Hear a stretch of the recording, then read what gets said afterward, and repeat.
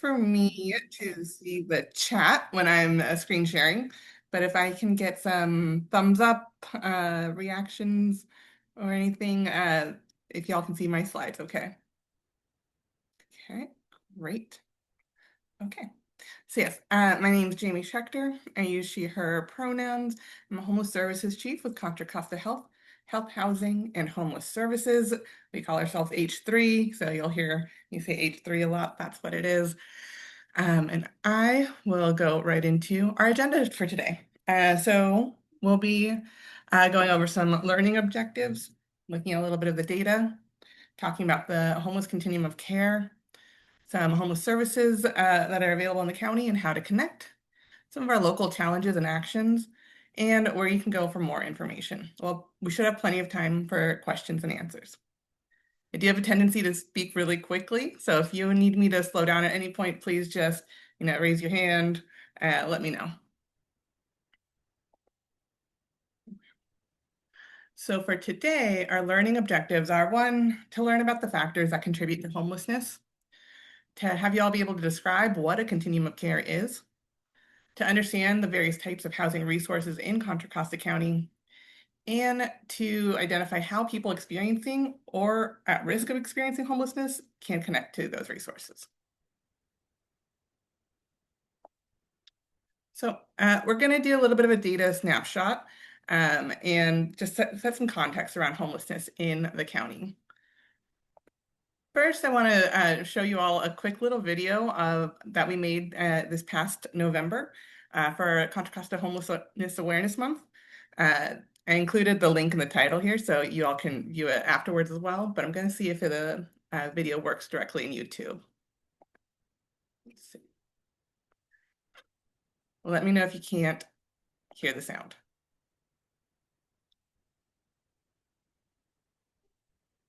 Many people think homelessness could never happen to them,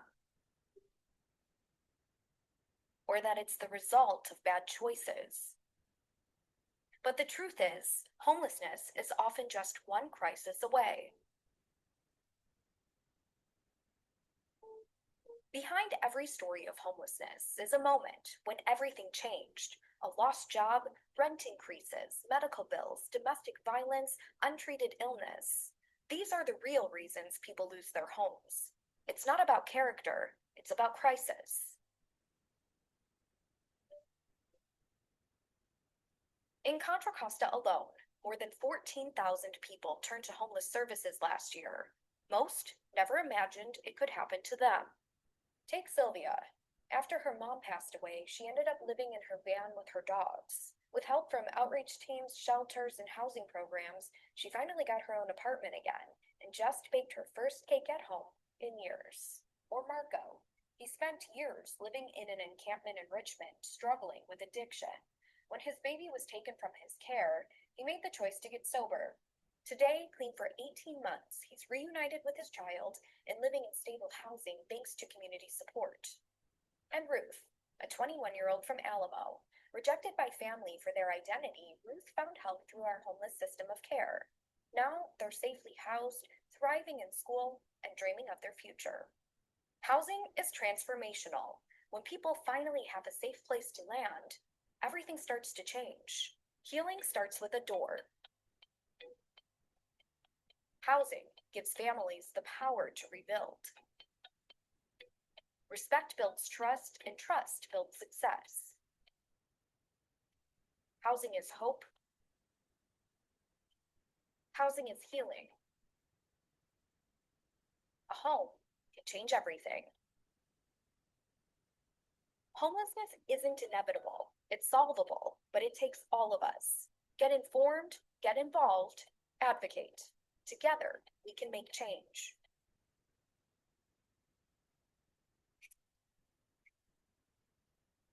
All right. So like I said, that was our 2025 Homelessness Awareness Month video. And those are real folks who gave us permission to share their stories and to appear in that video. And we're really proud of how many different stories that we were able to collect and how many people felt comfortable doing that. Okay, so some additional context. I'm sure this won't come as a shock to all of you, but it's really expensive to live in the Bay Area, right? It costs $45.50. People need to have wages at that level an hour to afford a two-bedroom apartment in Contra Costa County. That is about 2.6 times the city of Richmond's minimum wage. So if you're looking at, the jobs that folks are going into, maybe they're entry level as folks are exiting homelessness, maybe they are, the first time working in a really long time. Chances are they are not finding jobs that are paying them 45, 50 an hour, right? So it's really, really challenging to afford housing for small families, for single adults, for everybody across the board. And we know that cost of housing is the biggest factor in a community's rate of homelessness. Levels of mental health challenges, of substance use, of domestic violence, a lot of these things are really similar in lower cost areas in the country, but the rates of homelessness are higher in higher cost areas because housing is such a big chunk of everybody's kind of monthly expenses that when you're dealing with all those other things, other challenges that might be impacting you, housing can be the thing that kind of tips you over and pushes you into homelessness. We know that in 2025, on the night of the point in time count, over 2,000 people were experiencing homelessness in Contra Costa. This is one point in time. This is not everybody all year, um, but it was a decrease that we saw in 2025, and we are still working on the data collection for 2026. So we will hope to have that available to the community in the next couple months or so before we report to the federal government. But we were really excited to see a decrease, and at the same time, it is way too many people who are sleeping on the streets or in emergency housing. So just to set a little bit more of the context, in 2024 calendar year, almost 10,000 households were served in our homeless response system. That's a 40% increase since 2020. And that's kind of a mixed bag, actually. It's not strictly a bad thing, because what that can also mean is while more people might have been experiencing homelessness, it means there were more resources available as well. Because this is service data, people who are coming to us and receiving some sort of services. And so it's something that we're excited to be able to offer more services, particularly to folks who are at risk of homelessness, who may not have been able to access services in the past, being able to be served by the system. We know that homelessness is an equity issue. Black African American African households are overrepresented 4 times in the homeless system care compared to our general census data in Contra Costa County. One really important win that we had over the last couple of years is we increased temporary and permanent housing beds by 34% between 2023 and 2025. There's a lot of focus on increasing beds that were both emergency beds, so folks were experiencing less unsheltered homelessness, and also permanent housing beds, so folks aren't getting stuck in those temporary beds with nowhere to go. We know that folks have really high needs when they're coming to our homeless crisis services. Nearly 80% of them have a disabling condition. That can be physical, it can be a chronic health condition, it can be HIV/AIDS, it can be mental health or substance use, but almost 80% of them have at least one of those when they're coming to our street outreach, our emergency shelters, our care centers. And we know that our programs are effective. 97% of households who are receiving prevention services retained or exited permanent housing. And so that means when we're able to catch folks early, when maybe they just have back rent to pay off, or they need to find another unit really quickly and just need a little help with a deposit, we can keep them in permanent housing. They don't need to go to a shelter. They don't need to find, couch surf or find any emergency options. We also know that permanent housing works. 98% of the 1,316 households that were served in permanent housing programs retained their housing.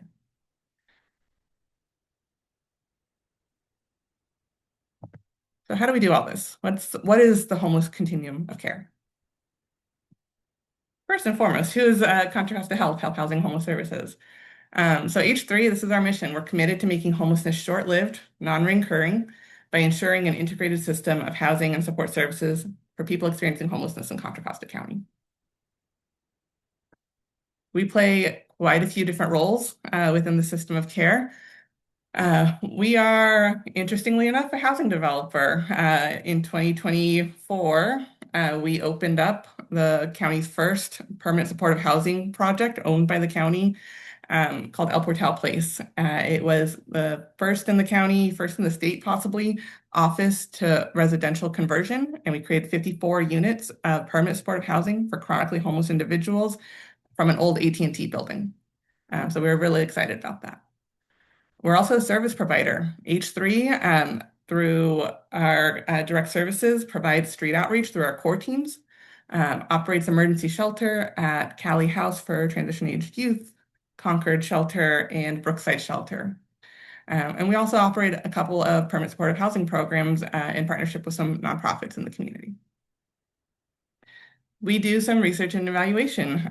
We create our annual report every year. We do our point in time count infographic, and we do a lot of kind of ad hoc reporting, individual data requests, sharing information with cities, local nonprofits, et cetera, to really make sure that information is accessible to the community and that we're sharing it.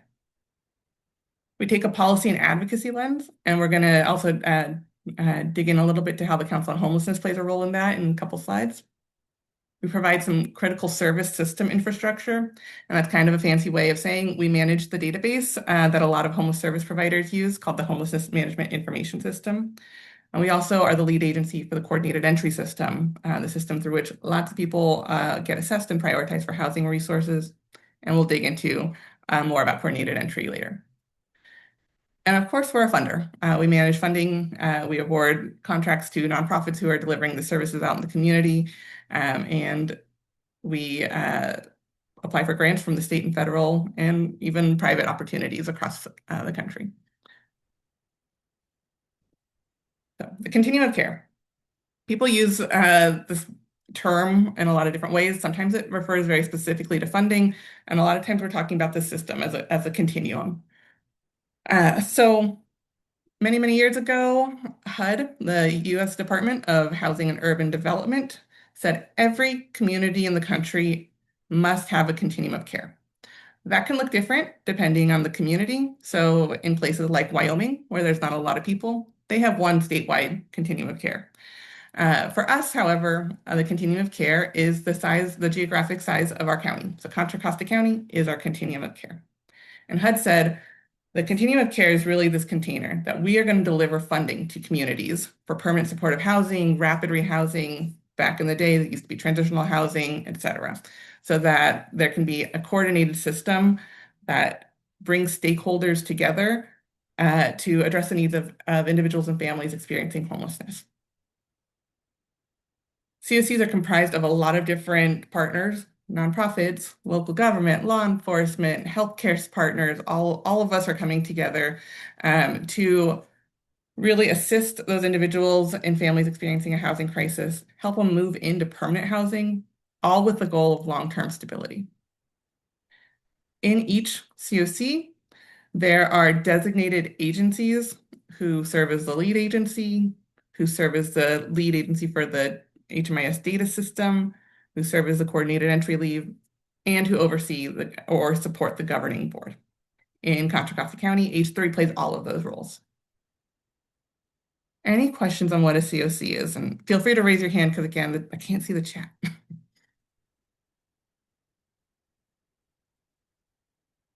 Okay. Keep it moving then. So here's just a little bit of a different visualization of kind of how it's structured. The governing board is called the Contra Costa Council on Homelessness. That is appointed by the Board of Supervisors because in our community, it is also an advisory body to the Board of Supervisors. So they make recommendations to the board every quarter. And that's one of the ways that we play that advocacy role, where we are determining at the council level, what are the things that the board really needs to have visibility into and what are the actions they can take to support addressing homelessness in our community. H3 serves as that lead agency. And of course, all of our providers and our partners and stakeholders are kind of engaged in the system in very different ways. I really want to emphasize our focus on people with lived experience of homelessness being at the table. We have 2 dedicated seats for people with lived experience on the council, and many, many of our other seats are also folks who have lived experience of homelessness. So we take a lot of pride in that. So Council on Homelessness, if you are really interested in digging in with us, we meet every single month, first Thursday of the month from 1 to 3 p.m. We have 19 seats on the council representing the wide variety of stakeholders I mentioned, and they sit for 2-year terms. It's really an opportunity to communicate about homelessness, to provide updates, to oversee the COC funding that comes into our community every year. Um, there is an aspect around monitoring and performance, and a lot of subcommittees actually underneath the council structure that meet more regularly than just that monthly meeting. And then you can see on the right-hand side, my right, I don't know if it's lit for you all, the variety of seats that we have: housing providers, health, city, county, and public safety, lived experience and community members, education and workforce, faith, our funders, reentry, veterans, and youth.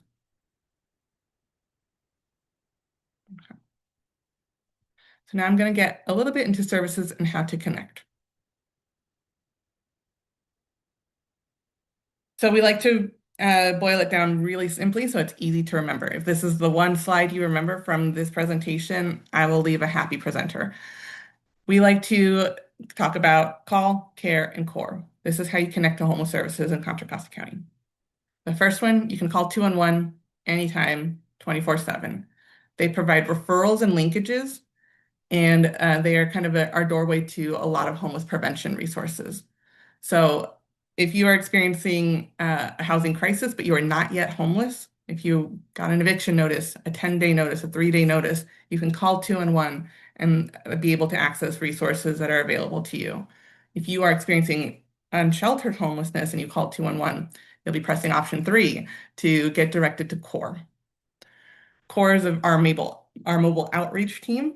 They are available 7 days a week. I believe 7 a.m. to midnight are their hours right now. There are over 20 teams. Some of them are teams that work specific regions of the county or specific cities, and some of them are population-focused teams. So we have a team that works with families with minor children. We have a team that works with transition-aged youth. We have a reentry team that goes into facilities and supports folks who are exiting jail into homelessness so they can avoid unsheltered homelessness and uh, be placed into housing, hopefully. And then we have care centers. We have 2 care centers, the Greater Richmond Interfaith Project in Richmond that serves single adults and families. And we have Trinity Center in Walnut Creek that serves single adults. They're open about 5 to 6 days a week. They're drop-in centers. So in addition to accessing coordinated entry and housing-focused case management, you can also access a meal, mail services, laundry, showers, etc. And DeWanda, I see your hand up. Yes, my question pertains to the referral and linkages for homelessness prevention. Once a person becomes housed, if there are some problems on the property, because sometimes maybe these communities may not have great upkeep or, so how does one get some assistance with having someone help them navigate where they live so that it's livable, like water pressures, hot water, things like that? Yeah, that's a really great question.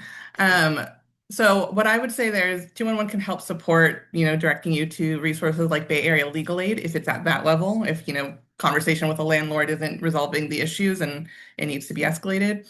And there's also potentially opportunities for folks who maybe are Medicaid members, Medi-Cal members. They might be able to get connected to what are called community supports if they have an experience, a history of homelessness or are at risk of homelessness.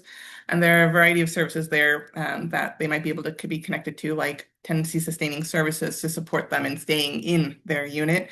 That could mean working with a landlord to mediate, or it could mean providing financial resources to, fix an air conditioning or something that might be a need of that particular participant. Thank you. I find that happening in, Yeah. I guess that will be county subsidized properties that are managed by large corporations. Yeah, that's possible. And I would definitely say feel free to connect afterwards. I can share our COC email if there's any particular, county program that you are wanting to follow up on. Thank you. So I've talked a little bit about folks who are at risk versus folks who are experiencing homelessness. And this is, again, just another way of kind of breaking it down. The at-risk of homelessness kind of group, really the first step should be calling 211. CORE is really intended for folks who are experiencing unsheltered homelessness. We don't have the capacity to be able to support, the full at-risk population in addition to folks who are unsheltered. And so calling 211 is going to be your first stop. They can support with referrals and linkages to homelessness prevention and eviction prevention. Some of these services may be limited to serving people who are at what called imminent risk of homelessness, meaning they are going to lose their housing and they don't have other options in 14 days or less. The goals here are maintaining their housing or exiting to other permanent settings. Those are our positive outcomes when it comes to folks who are at risk of homelessness. If folks are experiencing homelessness, they're actively unhoused, they can call 211, of course. They can go to a care center, again, Richmond or Walnut Creek, and they can connect with CORE. Some of these services are limited to meeting federal definitions of homelessness. So we have, and we'll get into those definitions in a little bit, but so we might have some resources that are limited to, folks who are under the HUD definition versus folks who might be under a definition, say in the school systems. But really encourage everybody to reach out and see what is available. When we are talking about this group, our positive outcomes are whether they are exiting to permanent housing or temporary housing. We want to make sure we're doing our best to make sure as many people as possible aren't experiencing unsheltered homelessness. They have some safety in a physical environment. So what are those temporary housing options? And I want to just call attention real quick. This QR code will pop up a couple different times. This is a code that you can scan and it'll take you to our flyers where we have a lot of this information on a really handy back and forth one-page flyer. We have it in English and in Spanish. So interim housing, it can mean a lot of different things. It can mean an emergency shelter. Some of these emergency shelters in Contra Costa County are county funded and some are privately operated. So if you've heard of Delta Landing, Mountain View Family Shelter, GRIP, those are county funded programs. And we work really closely with those community-based organizations to place folks into those units. If you've heard of Bay Area Rescue Mission, let me think what else. STAND for Families Against Violence. Those are not currently county funded by H3, but they are great partners and we work really closely with them as well. County programs strive to be as low barrier as possible. So one of the things that the pandemic really taught us was the importance of non-congregate settings, not only from a public health perspective, but also from a comfortability perspective. People feel safer when they are able to close a door, when they are able to have their belongings with them. We don't have any arbitrary set lengths of stays at our shelters. Back in the day, it used to be many programs would operate across the country, not just in Contra Costa, 30-day stays, and then you'd have to go. And then you just basically get back in line for a shelter. It was not actually a productive thing to have arbitrary lengths of stay. So we do it much more case by case basis, make sure folks are engaged in services to try and exit to permanent housing, but we're not saying, 30 days and you're out anymore. And we do our best to make sure our shelters are pet friendly. That's a huge barrier for folks accepting shelter. If they have an animal companion, that is their sense of safety, that is their family often, and not being able to bring them with them is going to mean more people are staying outside when they can be inside. So a couple of our shelters have dog parks. They're really great spaces, and it's lovely to see folks out there.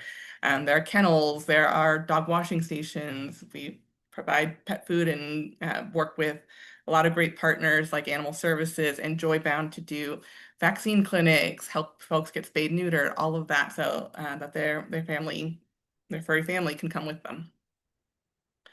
You'll also hear about warming centers. So we have a couple of these throughout the county, and these are more night by night placements. There are a lot of times what people think of when they think of emergency shelter. You just show up somewhere and you get in line and see if there's a bed available for you. We work really hard to make sure that those beds are always filled because sometimes those are the best option that we have available to us if there's not capacity in some of our other programs. We have a couple safe parking programs in the county where they are monitored locations people can drive to, stay in their cars, access bathrooms, and just have a sense of safety while they are still in their cars. And then we have transitional housing programs. We don't have a large amount of transitional housing programs that are county funded, but they're often very population specific. Often you'll hear of transitional housing programs for veterans or transition age youth or survivors of domestic violence. And these are time limited programs, but they're typically longer term. So they can be a year, 2 years transitional housing programs.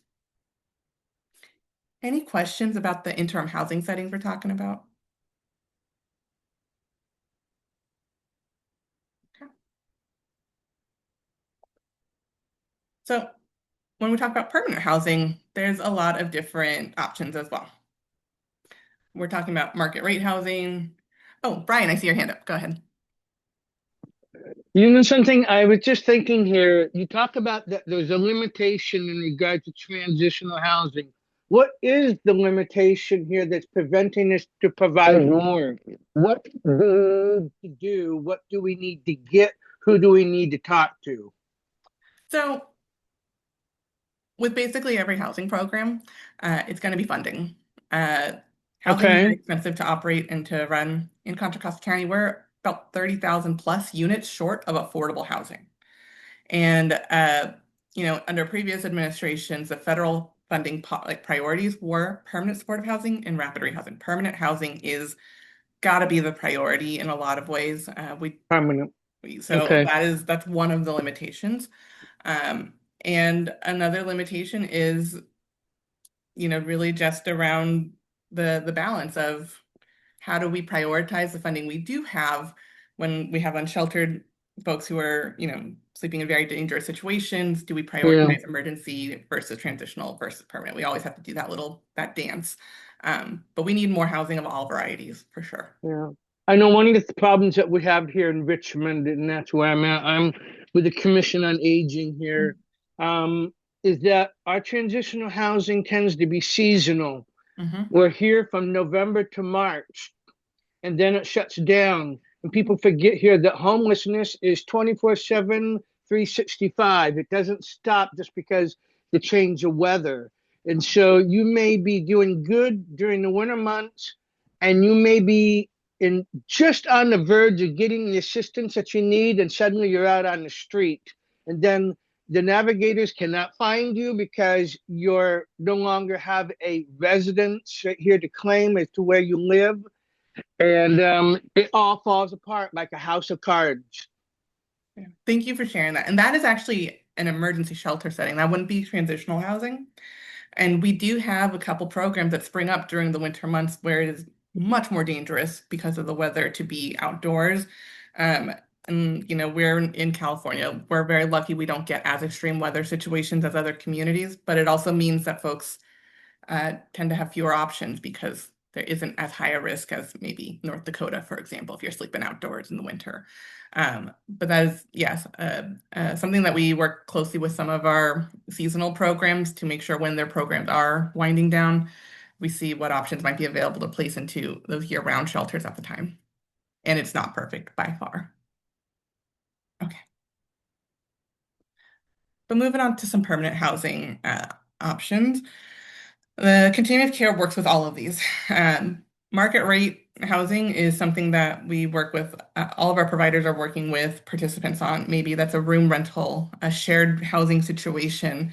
They're typically paying their own rent. There aren't supportive services attached to it, but it could be a viable option for some folks.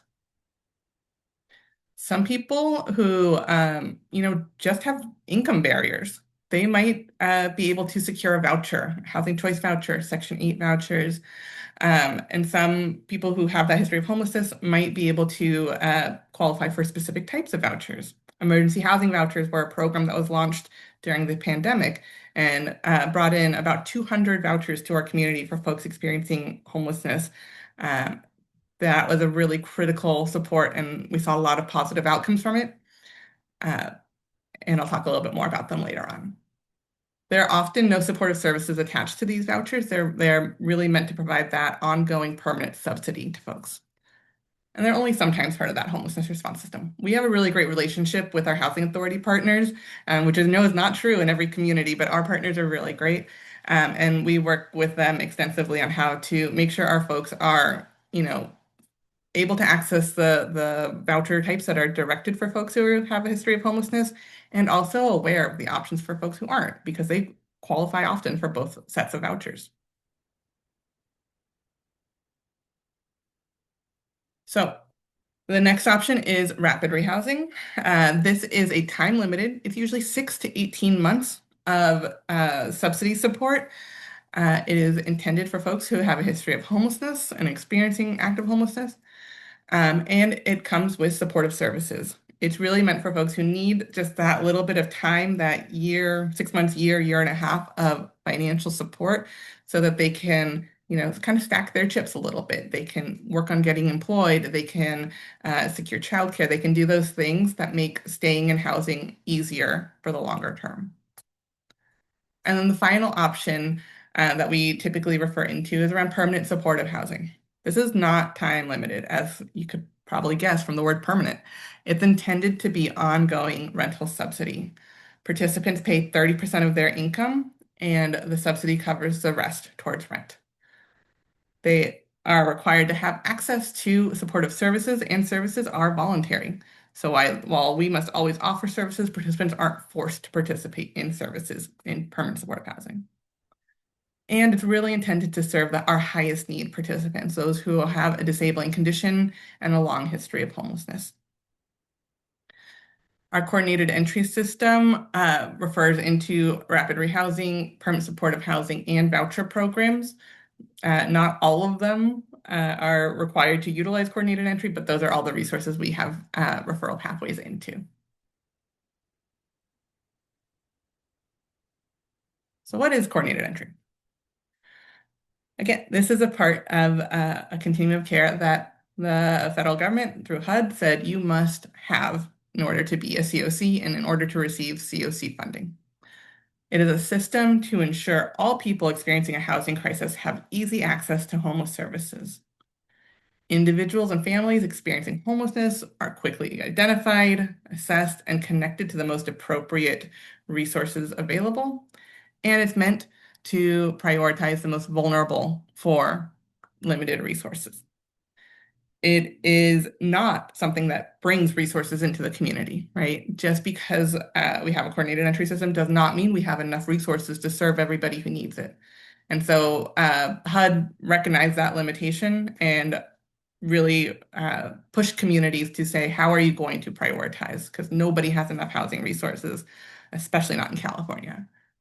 And so the way we try to, implement that easy access is by having our call, care, and core options available. So anybody with access to a phone can call in and see how they can get connected to coordinated entry. If you don't have a phone, you can maybe come across core out in the field, they can come to you, or you can go into a brick and mortar care center to try and get connected to coordinated entry. We work to assess folks using, right now, what's called the VI SPDAT assessment. It is a tool that many, many communities have adopted to assess folks and their vulnerability in order so that we can prioritize them for housing resources. However, since the VI SPDAT was implemented, I want to say back in 2016 in many communities, a lot of folks have realized it's not the tool for them, including us. So we are actively in the process of replacing that assessment tool, and we should be having our new housing needs assessment, as we're calling it, rolling out over the next couple of months to replace the VI SPDAT.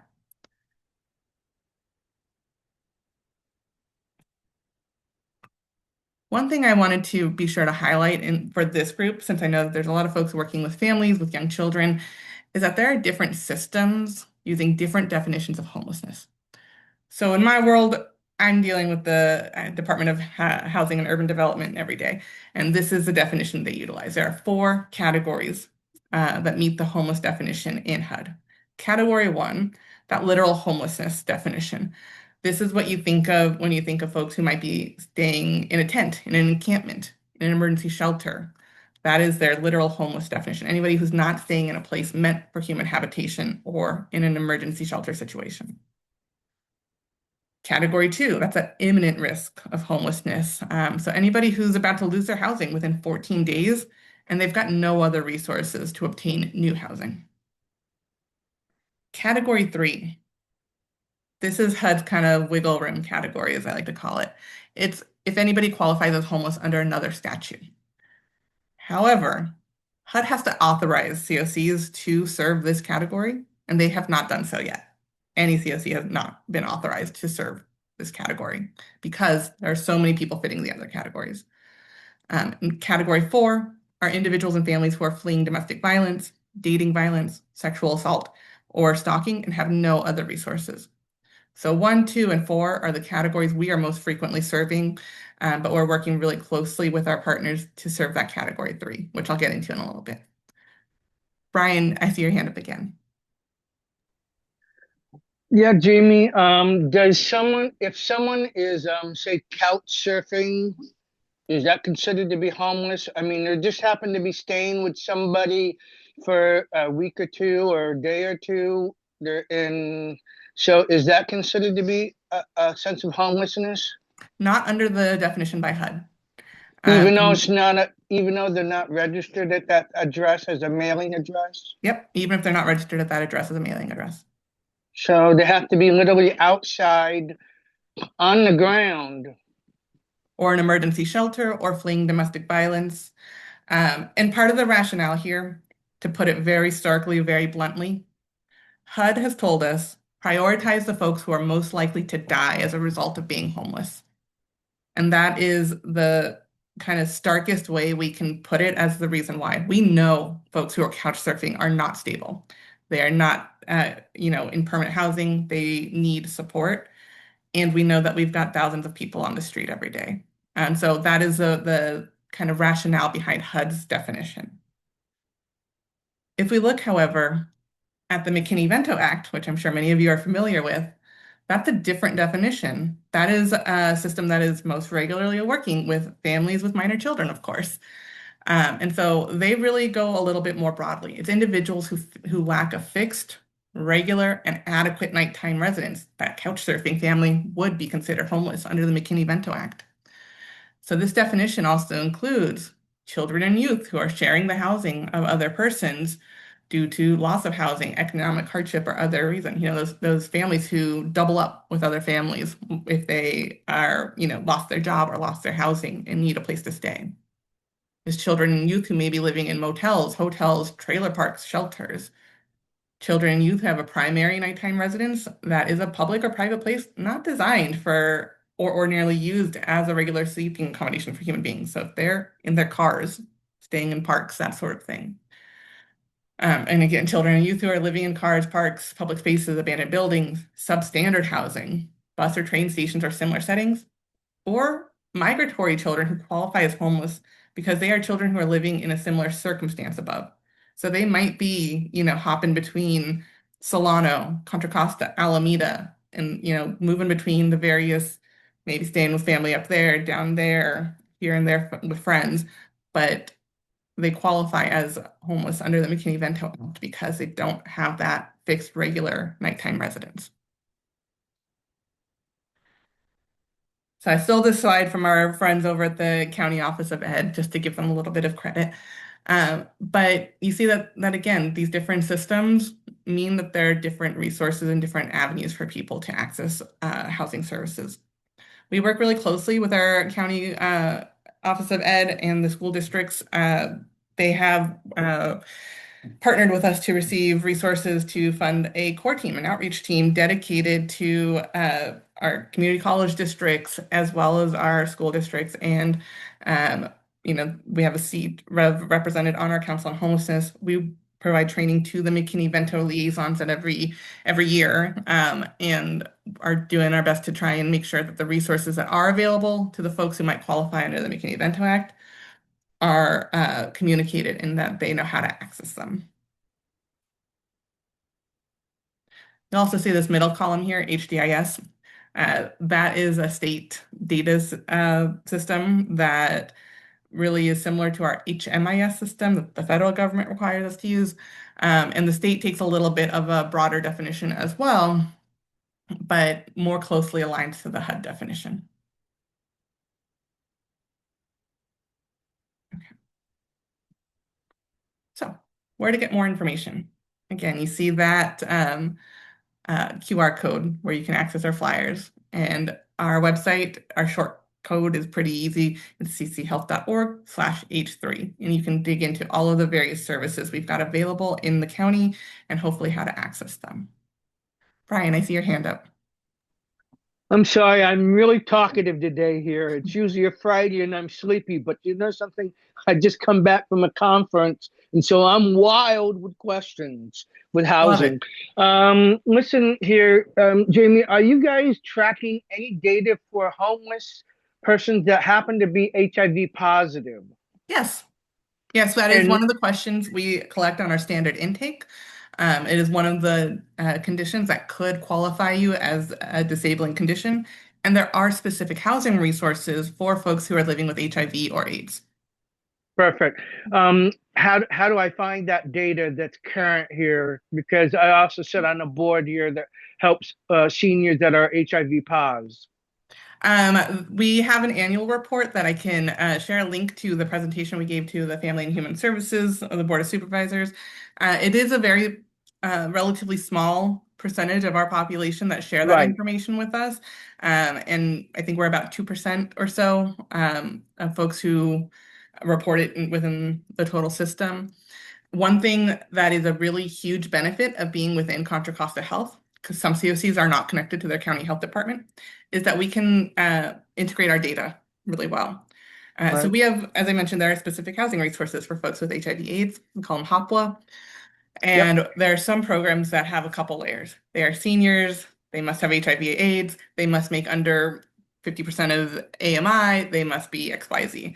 And so sometimes within our data, within the folks who are accessing homeless services, we can't identify people quickly.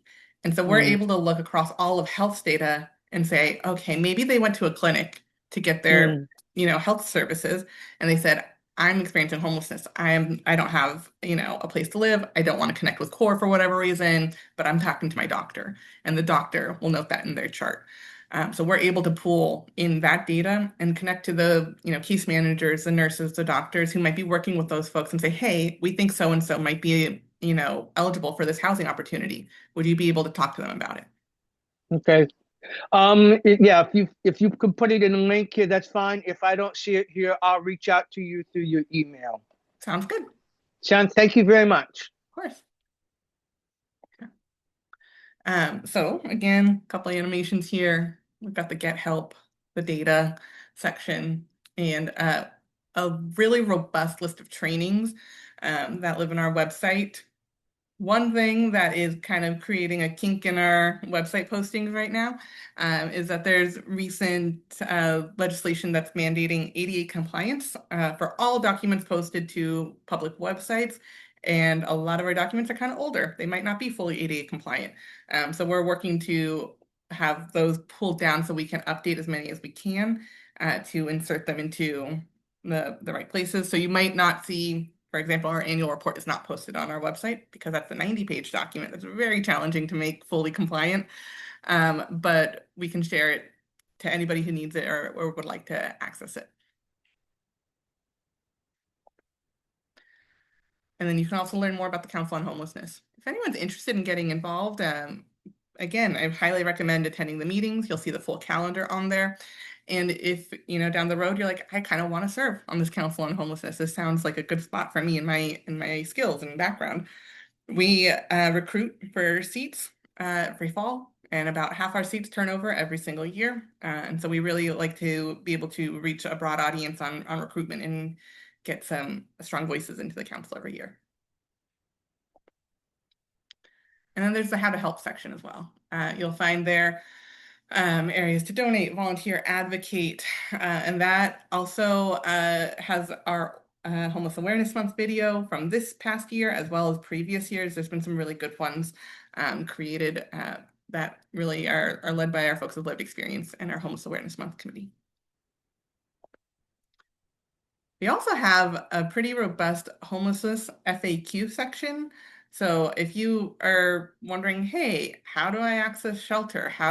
What does CORE do? There are lots of kind of pop-down options where you can explore and get some of those answers to those frequently asked questions you might have. So, local challenges and actions.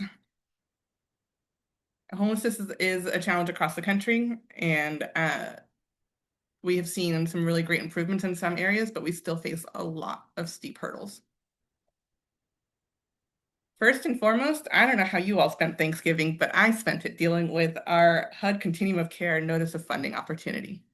I talked a little bit about our HUD COC funding. In our community, that's about $22 million, and the last award under 2024 is NOFO. Since the November or so, HUD released a new NOFO that limited communities to 30% of their funding being used for permanent supportive housing projects. Currently, over 90% of our funding is used for permanent supportive housing projects. It shifted the focus from housing the most vulnerable members to encouraging self-sufficiency among people who are being served. This radically shifted the priorities of permanent supportive housing programs and the way that we operate as a community. And it walked back evidence-based practices that we've been utilizing for years and years and years. Luckily, this NOFA was put under an injunction, and we are moving towards renewal of existing funding. But we do expect HUD to release another NOFO that will drastically shift the landscape of how we provide permanent housing in our community. And Maria, I see your hand up. Good morning. So quick question. If a client is fleeing from DV, do any of these services, can they apply for these services as well? Absolutely. And I highly encourage them to reach out to Coordinated Entry and to reach out to organizations like STAND, because we do actually have services that are dedicated to survivors or folks who are fleeing domestic violence. And they oftentimes can, connect directly to the organizations providing those services for the sake of confidentiality, rather than Coordinated Entry and going through they have a little bit of a different pathway, but hopefully more direct and more protective of their privacy. Thank you. Yeah. So the instability in federal funding is really something that we're continuing to brace. It does not just impact the COC, it also impacts our housing authority partners and their vouchers programs, right? I talked a little bit about those 200 emergency housing vouchers that we implemented during the pandemic years. Those were vouchers that were meant to be funded for 10 years. And eventually the plan was to kind of fold those vouchers into the regular mainstream voucher program. And we had 10 years to do it. The budget at the federal level did not increase funding to actually get us to 10 years of voucher provision. And so communities across the country are grappling with these vouchers are going to run out much more soon than we anticipated. And how do we support these households that are now going to be faced with housing instability? How do we fold them into our overall voucher system or other applicable programs that work for them? There's a lot going on at the federal level. In addition to that, HR 1, the big budget bill, really endanger a lot of other critical programs. We expect to see folks fall off Medi-Cal. We expect to see folks fall off of SNAP because of work requirements and recertification requirements and all these other things that make it really easy to fall off of a critical benefit program that folks still need, even if they're not able to get all the paperwork in order, right? And so when there are people who are faced between paying rent, eating, making a doctor's appointment, we see homelessness increase, right? It is, again, house prices of housing tend to be the biggest indicator in a community's homelessness rate. And so we expect all of these to have that indirect impact on homelessness. We also have state budget cycles that introduce a lot of uncertainty to our programs. I don't know how many of you are familiar with the Homeless Housing Assistance and Prevention Program at the state. It's called the HAP program. Great. See a couple hands going up. It is a program that we are now just waiting on round 6. We've applied 6 different times. It has been funded year over year. Most years have been funded at about $1 billion. The next year's funding is set for half of that. It is really, really hard to make any progress. I'm sure y'all know this. When your funding goes like this, up and down, and you're unsure of what you're getting year over year, and programs have to start and stop because they run out of funding, and the state has said, well, we're only going to give half next year. So it's really, really challenging without sustainable funding. And it's really, really challenging to address the crisis of homelessness. When our community gets, you know, in round 6, we got a little bit under $7 million awarded to us to be used over a 5-year period. We are over 30,000 units short of affordable housing. $7 million, we need it, it's critical, and it's not going to address that major factor that impacts homelessness in our community. So these local investments that we're making into our services, including the local Measure X housing fund, that's from the sales tax measure that got implemented back in 2020, they're crucial to mitigating these federal and state budget cuts and budget threats. They allow us to plan a little bit more thoughtfully, but it's not sufficient to backfill the potential losses that we're facing. So I don't want to be doom and gloom lady, but I do want to make sure everybody's aware of the severity of the system as a whole. It's not that folks don't want to serve participants or don't want to serve families. It is that we probably don't have the resources to do so effectively, unfortunately. But on the kind of positive note, I want to make sure we're ending the presentation positively before we get into the Q&A. Our county's done a lot over the recent years to shore up our system. Over the pandemic, we stood up a Motel 6 in Pittsburgh that provided 172 units of interim housing. It was the first single adult shelter operated by the county in East County, and it is the largest county operated shelter in the county. We were able to acquire that project with HomeKey, where it's now a county asset. It is a permanent interim housing program in our county. Similarly, I mentioned El Portal Place, 54 units of permanent supportive housing in San Pablo that we were able to stand up with partnership from the Housing Authority of Contra Costa County and Hope Solutions. Our county hustles for funding. So anytime there's a grant out there that is going to provide more permanent housing for us, we're going for it. And a couple of years ago, HUD introduced what they called the special NOFO. We call it the SNOFO. What they did was they said, every year communities underspend their dollars for one reason or another. We're going to pull all those dollars together and offer this one-time opportunity to focus on addressing unsheltered homelessness. And so we applied for and were awarded a one-time 3-year award from HUD to provide an additional 29 households with permanent supportive housing from Shelter Inc. So we were really proud of being able to get that as a really competitive process. And again, the Measure X Housing Fund, it's expected to generate about $12 million a year, and 25% of that is dedicated to homeless services. The other 75% of it is dedicated to affordable housing development and eviction prevention services. So we partner with the County Department of Conservation and Development to administer this grant application process and to provide these funds to the community. And homelessness prevention. This has been a really shining spot in our community that has, I think, allowed us to get a little bit of momentum and to see some of those decreases that we've seen over the years. 173% increase in households served since 2019. Previously, historically, homelessness prevention has been kind of a hot potato of who really owns this work. People aren't yet homeless, so a lot of homeless services, organizations across the country were like, that's not our people yet. We have our jobs filled with people who are homeless. And a lot of human services agencies were like, we don't know about housing. Like, that's not our work either. But Contra Costa really, said, no, this is our work. We're going to dedicate resources through programs like HAP to make sure that we can get a handle on reducing flow into the homelessness response system. Because once you hit the system, it is much more expensive and much more challenging and much more traumatizing to resolve someone's housing crisis.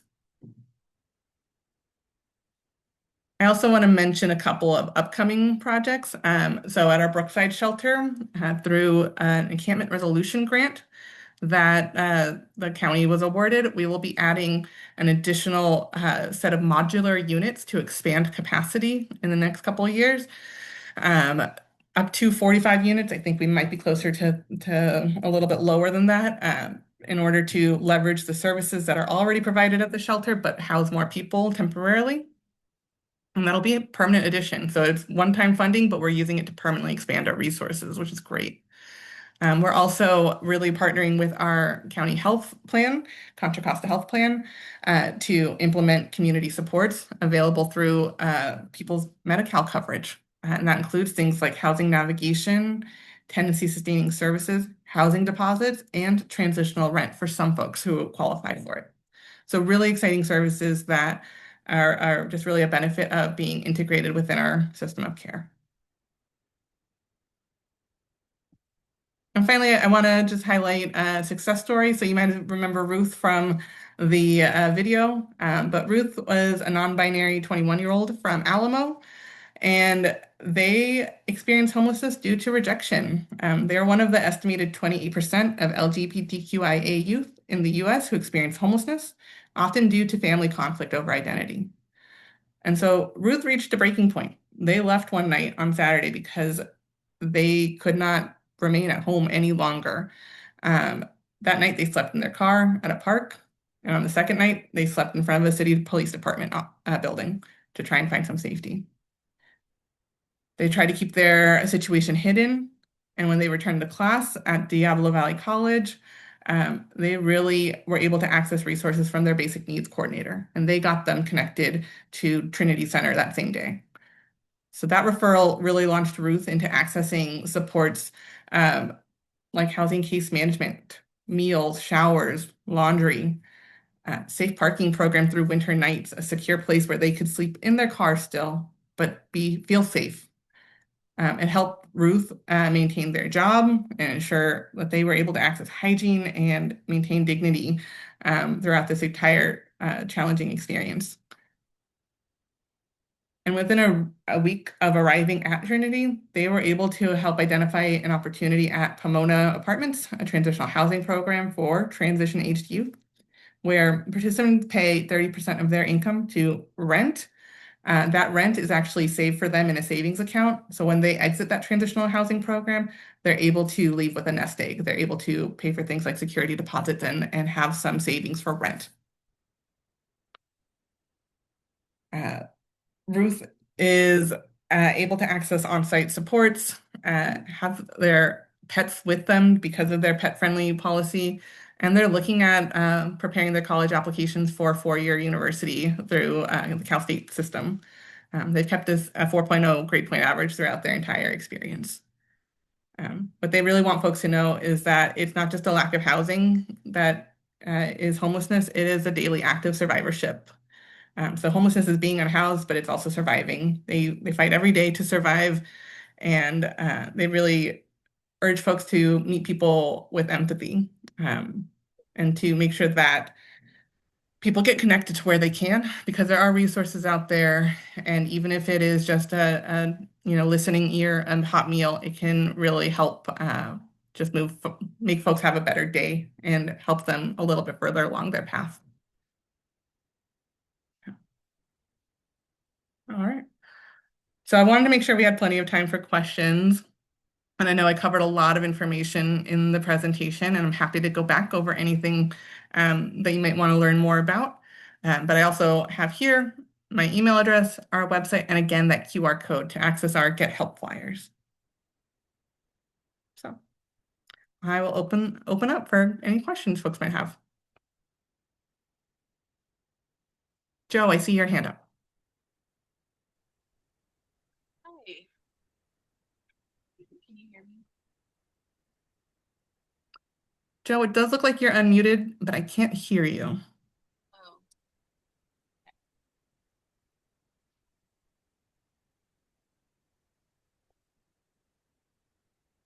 Joe, is it possible you type it in the chat and then maybe Jamie can move on to another question and we can get right back to yours? Yeah.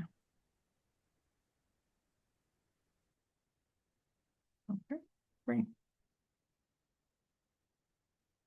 Okay, and so I'm going back into the chat now that I can go backwards. What shelters in Contra Costa are pet friendly? We do have someone from probation needing to relocate from another shelter and has a dog. He's located in Alameda County.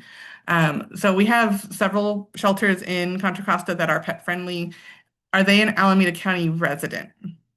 Because that could be a challenge to uh, get a placement in Contra Costa. That was me that wrote down that question. My name is Itzel Gonzalez. I'm one of the housing navigators at Restorative Pathways. I don't know exact because he had came from Richmond area and we were able to get him into one of our Alameda County shelters. However, now we're trying to seek him another shelter that will take in a pet. So I don't know exactly if he's Alameda County resident. I would say calling 211 would be your best start there. A lot of our county shelter placements happen through our core outreach teams, who work again primarily with our unsheltered population. But 211 might be able to help you get connected to the right team that could support with that. Okay. I know that the maps was not working. Can you name a few of those shelters that take in pets? Sure. So our Delta Landing Shelter, Brookside, Concord, those are the shelters that definitely are pet friendly. Um, and those are not shelters that you can self-refer into. They are shelters that CORE makes placements into. So that would calling 211 and getting connected to CORE will be your best starting point. Got it. Thank you. You're welcome. Joe, I see your hand back up. Can you hear me now? Yes. Okay, great. Yeah, I had a question about like disability services for homeless folks and like the definition of disability and how that can kind of make services harder to access for Yeah. folks. For example, I have a client right now who has a condition, medical condition that prevents her from standing or walking or so therefore working or, increasing her income. But because it's an open wound, it's considered a temporary disability. And so she doesn't actually qualify for a lot of like permanent housing services that she might need. And so I'm trying to figure out the best way to support her because right now rapid rehousing is very challenging as she doesn't have any income. Yeah. Yeah, that's a great question. So a disabling condition, I'm sorry, I'm going to use my HUD speak right now, is defined as physical, developmental, mental health, substance use, chronic health condition, HIV/AIDS that is of long-term and indefinite duration and impacts a person's ability to live independently. And so something that does have a temporary nature, like an open wound, is not going to match that definition, unfortunately.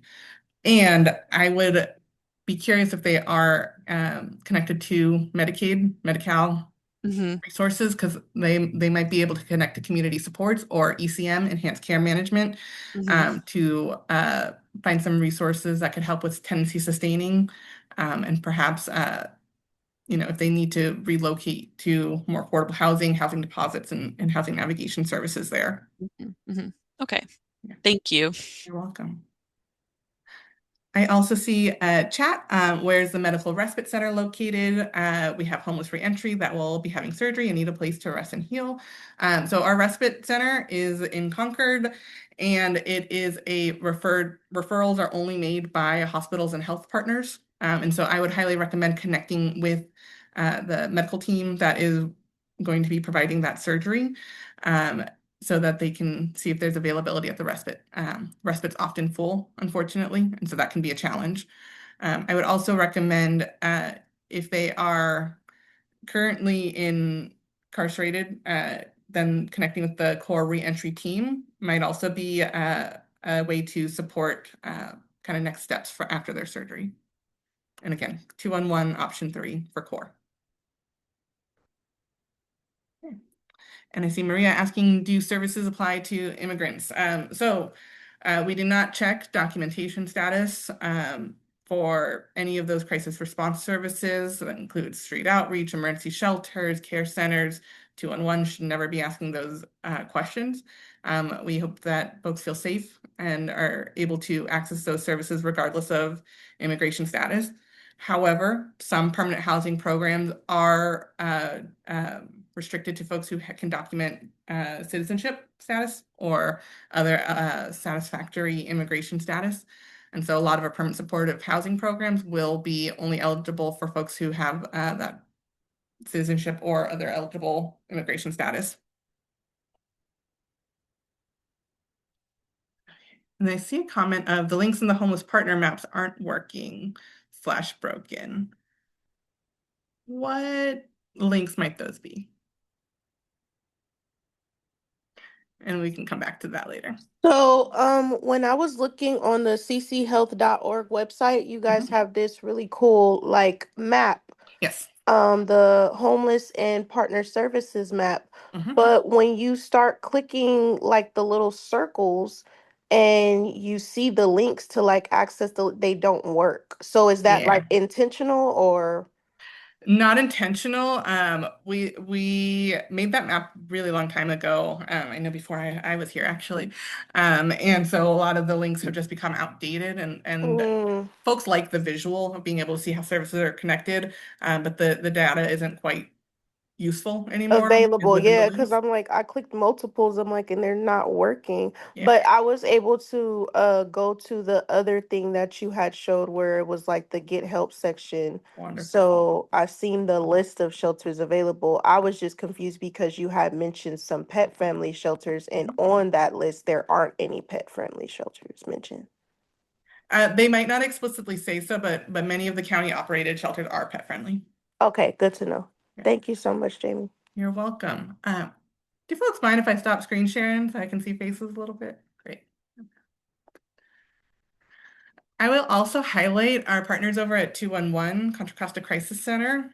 They have a really robust database as well, and that I'm sure many of you are familiar with. And that will be a really great place to get more updated information on what resources are available. So I can provide a link to that in the chat in just one moment. And I see Yenny also asked a question around, do folks need to have a valid social security number to receive services? So I think I answered that, but let me know if you have follow-ups on that.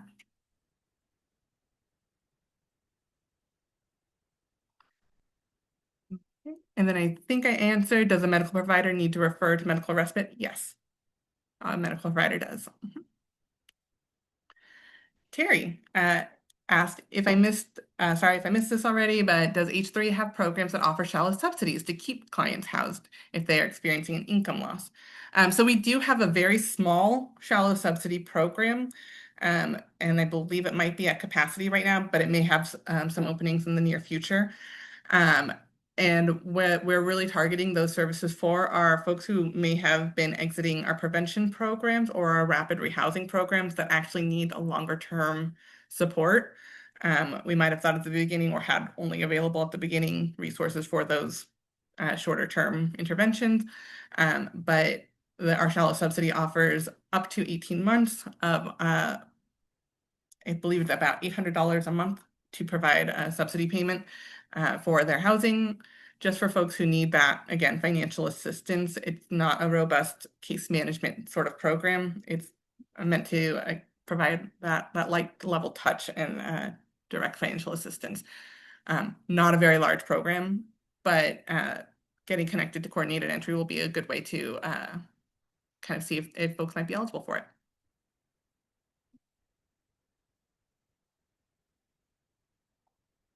Let me dig up a couple of those links that I mentioned so you can be sure to have them with you.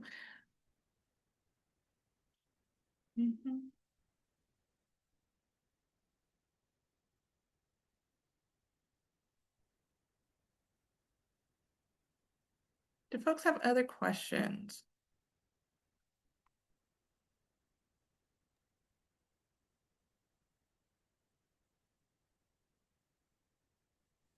Yes, I can go. This is Terry. Quick question for East County. Are there additional access points? We do not have a brick and mortar care center in East County, unfortunately. Okay. We do have core teams that work in East County specifically. City of Antioch has one, as well as one that's dedicated to the encampment resolution program that they operate. And we have an East County region team. And we have, of course, the county-wide teams that work in East County, but we do not have a brick and mortar location there, unfortunately. Thank you. Brian. So you just asked if there's any other questions here. So if we have any questions at all and we're not sure where to go, can we just reach out to you and you'll be able to defer us to the right person? Yeah, and I'm going to put our more general inbox in the chat as well, so Perfect. that Thank you. people have access to that. Because if I'm on vacation, it would be great to have somebody else be able to answer your questions, right? Vacation. There's no vacation in the work that we do, my dear. Maybe not mentally, but physically sometimes I'm out of the office. And Maria, I see your hand up. What's your website? Yeah, great question. So we are contracostahealth.org/H3, and I'll put that in the chat just so y'all have it as well. That's kind of our shorthand one, so this URL will be a little bit longer. And on the website, you'll also see, non-H3 services, like our Healthcare for the Homeless program is part of Contra Costa Health, and we work really closely with them. They provide mobile health services and dental clinic services across the county. Really cool news I recently heard from the program manager over there is that they're going to be soon offering tattoo removal services for folks who might have kind of vestiges of gang affiliation that they no longer want. So that should be coming in the near future, which is really exciting.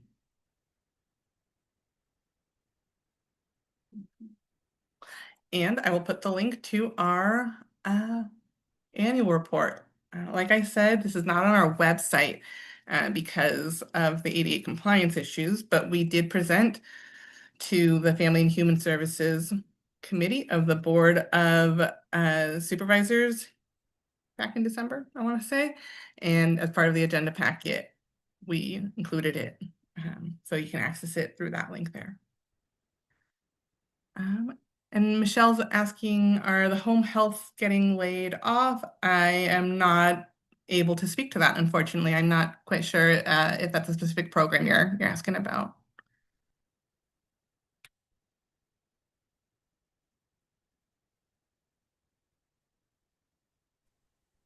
Jamie, I have a question. Sure, Dora. Okay. Do you know what's the time frame for someone that calls 211 and wants to go to a shelter? It very much depends. So some shelters you can self-refer to, right? And oftentimes a shelter like the Bay Area Rescue Mission might have capacity same day. You could walk in and say, hey, I need a bed, and they might be able to take you that same day.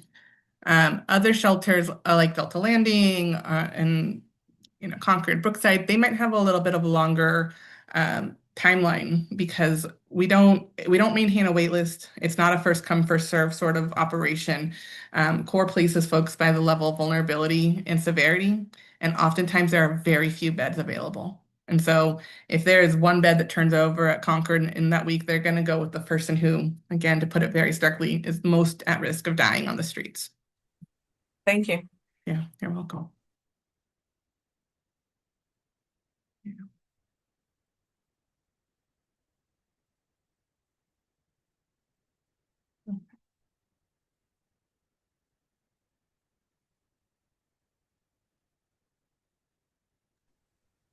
I do want to thank you, Jamie, and your team here for putting this together today here. Like I said, I just come back from a conference and I caught this right here in my email queue last night.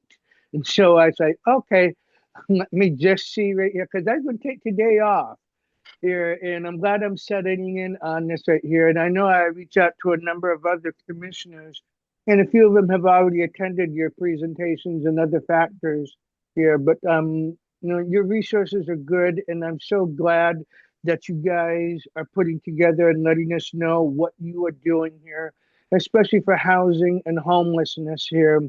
I want to share here that I'm working with a number of community partners who are getting together some grant money, and we're looking at putting on a huge seminar conference-like style here, and it'll be the first of its kind here in Richmond, and we'll be utilizing it here at our conference center here at the Richmond Auditorium. And it's going to probably sometime here later this summer, but it'll be featuring programs like yours, and I'm going to actually be reaching out to you to have here. And this year's theme is we're going to be setting it off with homeless seniors that are here in Richmond. That's our essential demographic. And we're going to be bringing in community partners that will be able to assist these. So people who walk in can see the faces and know the agencies that are here in our community. And we're hoping right here that this right here launch will become an annual series. So this is what we're looking, because homelessness, unfortunately, is not settling down and it's not going away. Yeah. And it doesn't matter what age, what health you are, what demographic right here, it is here. We all face it. We're a paycheck away here, and it's just a crazy time. But I want to thank you guys very much. Thank you. I really appreciate your kind words. And I see in the chat someone asking what population is most vulnerable to homelessness? Is it the elderly? So yeah, seniors are very vulnerable to homelessness. And I would say folks with disabling conditions are very vulnerable to homelessness. These are folks who are limited in their ability to increase income, right? They're not folks who can necessarily work full time. They are not folks who have access to affordable, available housing very easily, particularly if they have high health needs. And so it's very challenging to provide permanent housing at the level that's needed. I would also say folks with a criminal legal background, especially those who are 290 registrants, have a really hard time accessing housing services. And again, also really hard time increasing income because they might have greater challenges in passing background checks and things like that. Households with minor children can have challenges in maintaining their housing.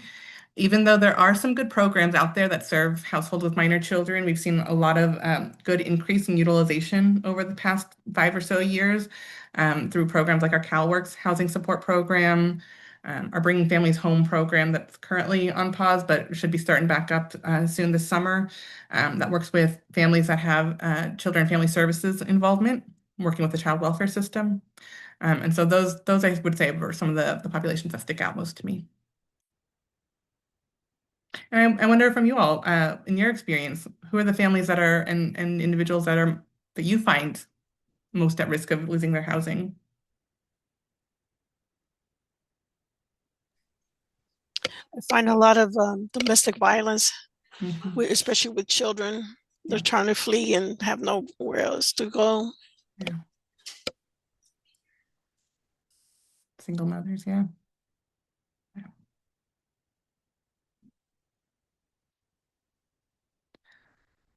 One thing, since y'all brought this up a little bit, uh, we are working with some partners in Family Justice Center and STAND, are some of those partners, to support folks who might be fleeing domestic violence and have those furry friends, those animal companions, that might be presenting a barrier to them leaving that situation because they might be worried about leaving their animals behind.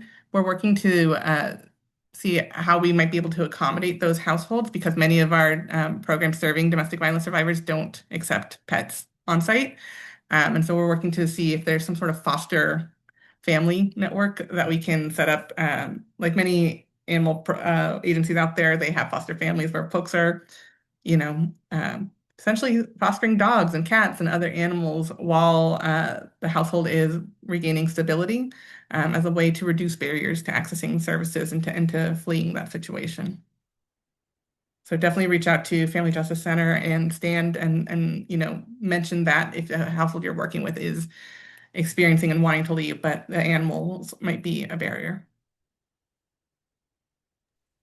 One of the other barriers that we've always run into is when one shelter within the county that they're in are full, but there's no room, there's no other shelter, and are calling other shelters that will not take them because they're not within their county. Yeah. That's another barrier that we're finding. It's a huge barrier. You're right. And it really goes back to we need more housing resources in every type of housing, shelter, transitional, permanent, all of them. Yeah. Or plain just remove that barrier where just because you're in one county and they may have a bed available, but because of the county issue, it's a problem. Yeah. It is a really big problem. And oftentimes that is a challenge that counties are required to use dollars on county residents, or the state says you must serve this type of population. And it can be yeah, that's a level of advocacy that needs to happen across the board to kind of reduce those physical borders being a barrier.